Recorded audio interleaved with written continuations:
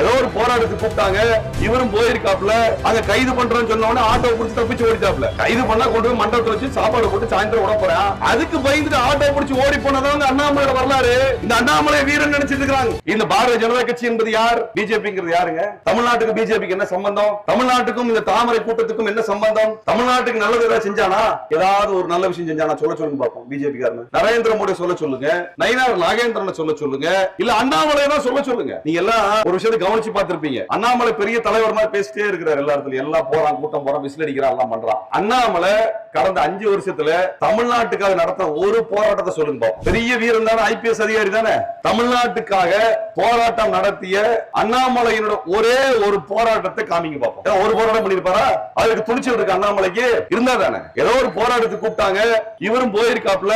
அங்க கைது பண்றோம்னு சொன்ன உடனே ஆட்டோ புடிச்சு தப்பிச்சு ஓடிட்டாப்ல. கைது பண்ணா கொண்டு போய் மண்டபத்துல வச்சு சாப்பாடு போட்டு சாயந்தரம் விட போறான். அதுக்கு பயந்துட்டு ஆட்டோ புடிச்சு ஓடி போனதான் அண்ணாமலை வரலாறு. இந்த அண்ணாமலை வீரன் நினைச்சிட்டு இருக்காங்க. தமிழ்நாட்டினுடைய நலனுக்காக ஒரு போராட்டத்தை கூட செய்யாத அண்ணாமலையை இன்றைக்கு பிஜேபி காரங்க தூக்கி நிறுத்திட்டு இருக்காங்க. அவர் என்ன செய்வாரு? காலையில எந்திரிச்சோட பல்லு விளக்கிறதுக்கு முன்னாடி பத்திரிகையாளர் சந்திப்பாரு. பல்லு விளக்கிட்டு அப்புறம் பிரஸ் மீட் வைப்பாரு. சாப்பிட்டுட்டு ஒரு பிரஸ் மீட், விமான நிலையத்தில் ஏறதுக்கு முன்னாடி ஒரு பிரஸ் மீட், இறங்கணும்னு ஒரு பிரஸ் மீட், கல்யாண மண்டபத்துல போறதுக்கு ஒரு பிரஸ் மீட், வெளியே வந்து ஒரு பிரஸ் மீட்.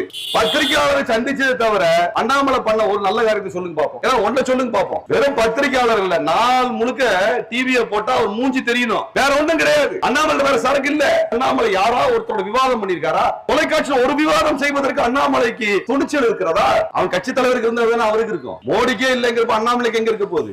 வெல்க தமிழர், வெல்லட்டும் தமிழ், உயரட்டும் தமிழ்நாடு.